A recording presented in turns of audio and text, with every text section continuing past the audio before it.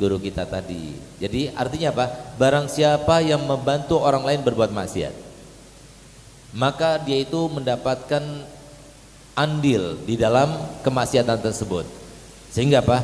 Dia juga mendapatkan dosanya. Bahkan Nabi SAW memperjelas lagi andilnya itu seperti apa, sebatas apa. Nabi SAW mengatakan la yanqusu min auzarihim syai', tidak berkurang sedikit pun daripada dosa orang yang melakukannya itu. Kita membantu orang yang berzina, kita menyiapkan rumah untuk perzinahan, maka yang menyiapkan rumah itu setiap kali ada orang berzina, 2 orang, 3 orang, 4 orang, 100 orang, berarti 100 orang, seakan-akan dia itu berzina 100 kali. Enggak berkurang sedikit pun daripada dosanya. Begitu pula sebaliknya, wa man ana ala ta'ah, barang siapa yang membantu orang lain untuk bertaat, kana lahu ajruha, dia akan mendapatkan pahalanya dan tidak berkurang sedikit pun daripada pahalanya. Coba lihat bagaimana mereka yang buat masjid nih, baik tukangnya, yang membantunya, donaturnya, itu selama kita pakai terus, berapa orang yang sholat, berapa orang yang kumpul sekarang ini. Beruntung orang kaya itu yang telah membantu membangun masjid ini. Karena apa? Setiap kali kita kumpul, kita membuat majelis Al-Busyra ini maupun majelis-majelis yang lainnya, berarti dia itu telah mendapatkan pahalanya. Tambah banyak orangnya, tambah banyak pahalanya. Tambah banyak faedah yang didapatkan, nasihat yang didapatkan, taufik dan hidayah yang diturunkan, tambah banyak pahalanya. Nah, sama seperti itu. Nah, oleh karena itu, kalau seumpama tidak ada jalan lain, maka kita kembali kepada ad-darurah tubihul mahdurat. Ketika seorang itu darurah, kalau semua nggak kerja sebagai tukang, nggak bisa makan keluarganya, sementara dia itu tidak dipakai sama orang lain yang bukan pekerjaan semacam itu, nah, berarti darurah. Kalau sudah darurah itu kan boleh makan bangkai pun juga boleh.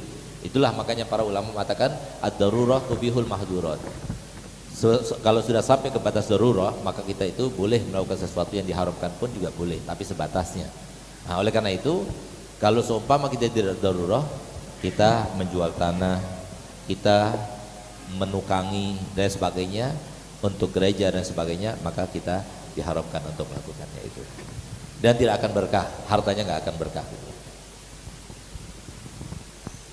Coba silakan Ustadz Budi. Monggo, maju ke depan.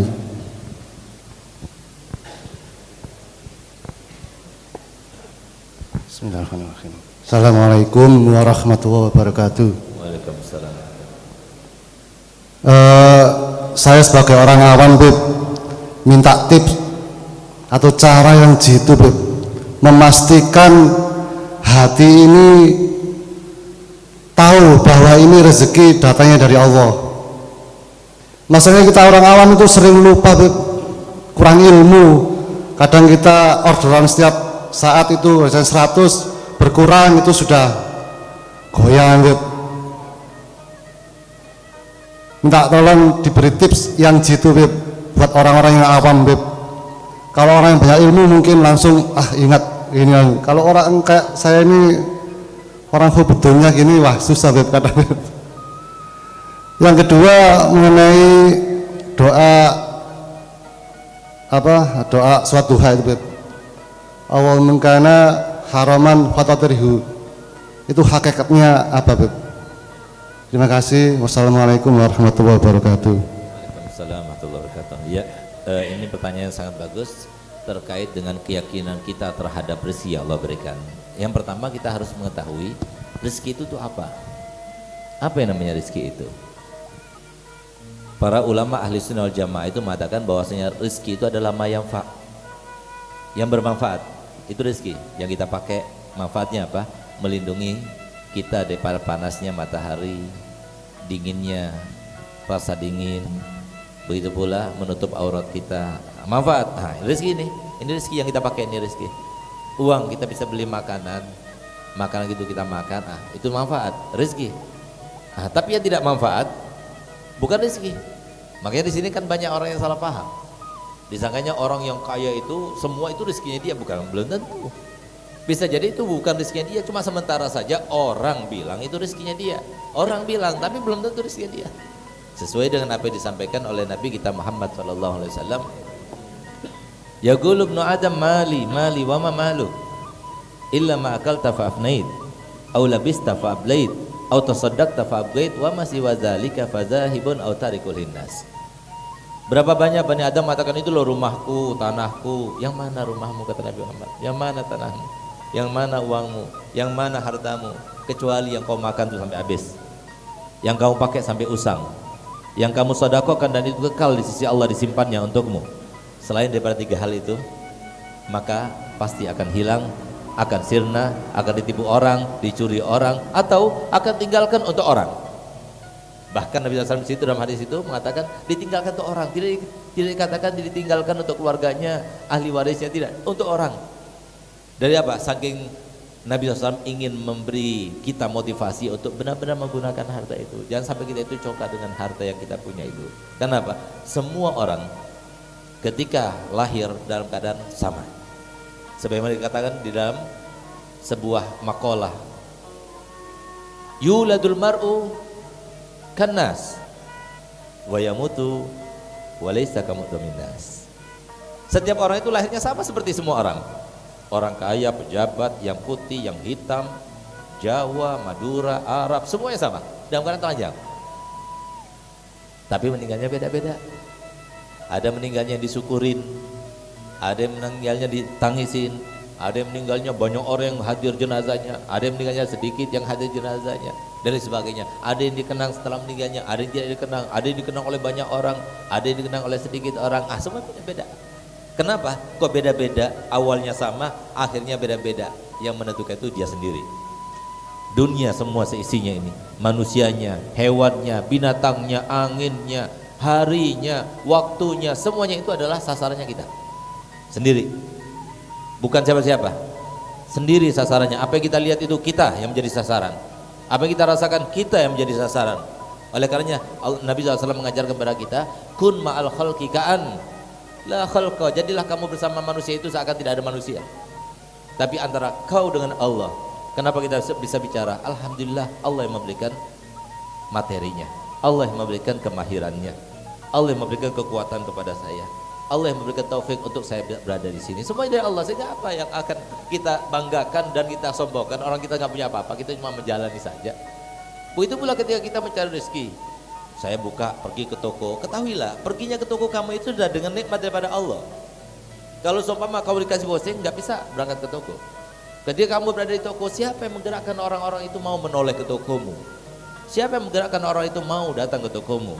Siapa yang menggerakkan mereka mau melihat barang-barangmu? Dan siapa yang menggerakkan mereka dan memastikan, meyakinkan mereka untuk membeli barang-barangmu? Siapa itu semua? Allah. Dan siapa yang memberikan harta kepada mereka sehingga dia itu mampu untuk membeli darimu? Siapa? Jadi yang ada itu adalah syukur, syukur, syukur, syukur. Yang ada syukur pada Allah Ta'ala. Semua nikmat. Wa in ta'uddu nikmatallahi la tuhsuha. Kalau kalian semua menghitung nikmat Allah, tidak ada.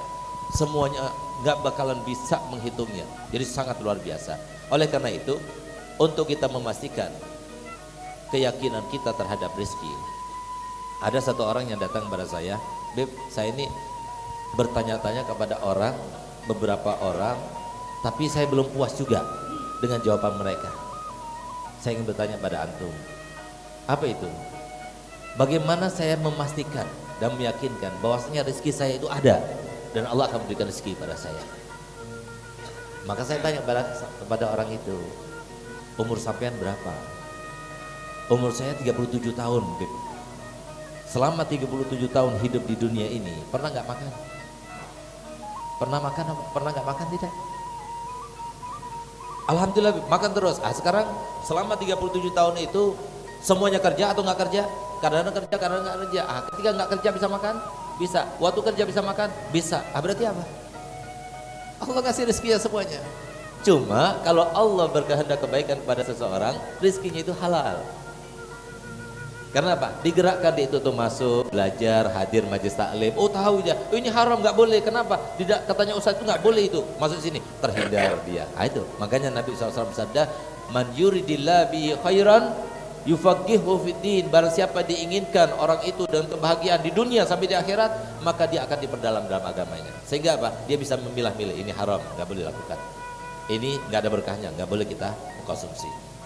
Karena apa? Ilmunya. Oleh karena itu, maka kemudian orang itu berkata, iya ya, dulu dari sejak dulu, waktu kita itu dilahirkan oleh ibu kita dalam keadaan nggak punya gigi, nggak bisa ngomong, nggak bisa menggapai, Tapi lihat bagaimana Allah memberikan rezeki kepada bayi. Ibunya yang ngambil. Dia nggak bisa ngomong, dijadikan dia itu bisa menangis.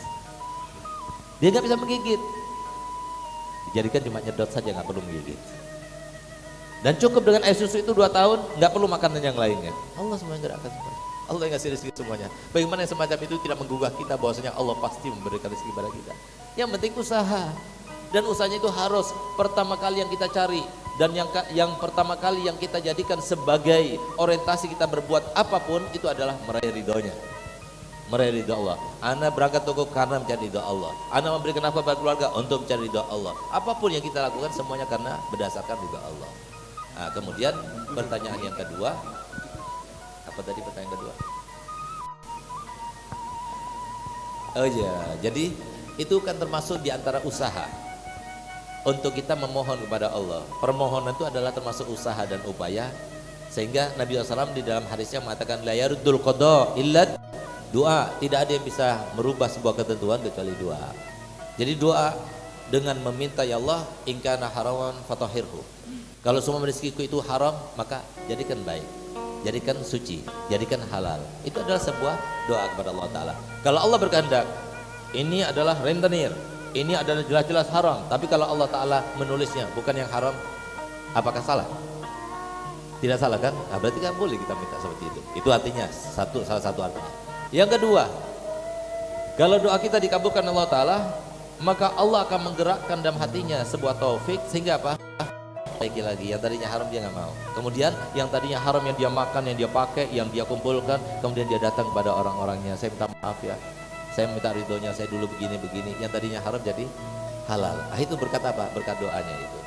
Nah, oleh karena itu, kemudian yang ketiga adalah dia itu dijaga untuk kesekian kalinya atau kedepannya daripada hal-hal yang diharamkan oleh Allah Subhanahu Wa Taala. Dan yang keempat, haram tidaknya sesuatu ini kita nggak tahu. Haram tidaknya sesuatu ini kita tidak tahu. Bisa jadi kita yakin halal padahal itu haram. Kenapa kita yakin halal?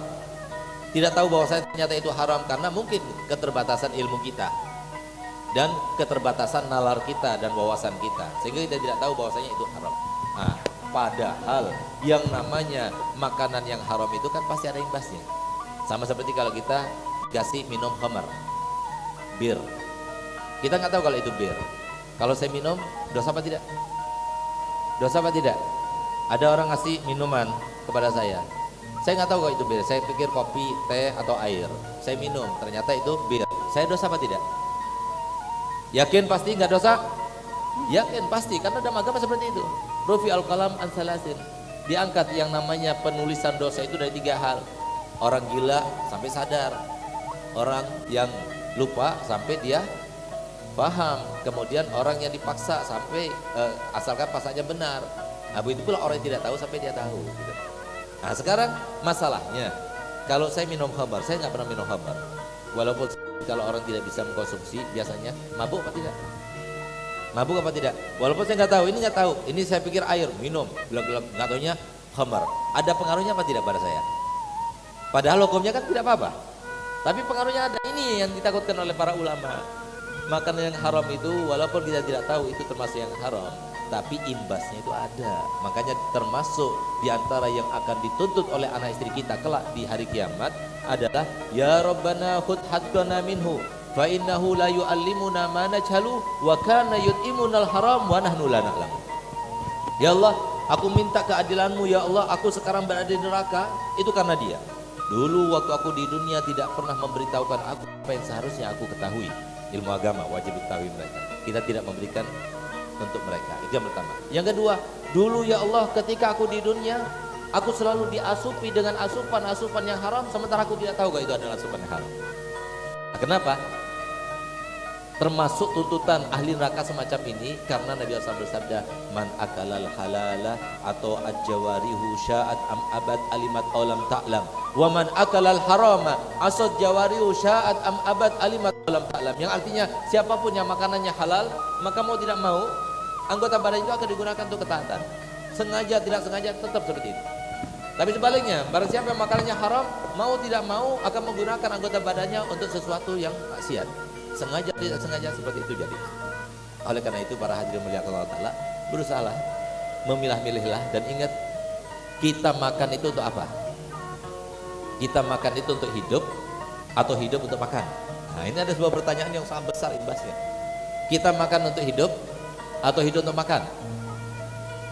Kita berumah untuk berlindung atau hidup kita itu untuk berlindung selamanya? Nah, gitu. Jadi kalau hidup kita itu untuk makan, ya silakan kita pilih-pilih. Nggak mau makan yang rawon, nggak mau, tapi makannya yang McD, makannya yang kebuli dan sebagainya, silahkan. Tapi kalau maksud tujuan kita itu makan untuk hidup itu nggak perlu yang nikmat, nggak perlu yang mewah. Yang penting asupannya itu cukup untuk energi kita, itu sudah cukup. Oleh karenanya kalau kita tahu maksud tujuan utamanya kita makan dan minum, maka hendaknya kita akan menerima godaan dengan apa yang diberikan oleh Allah.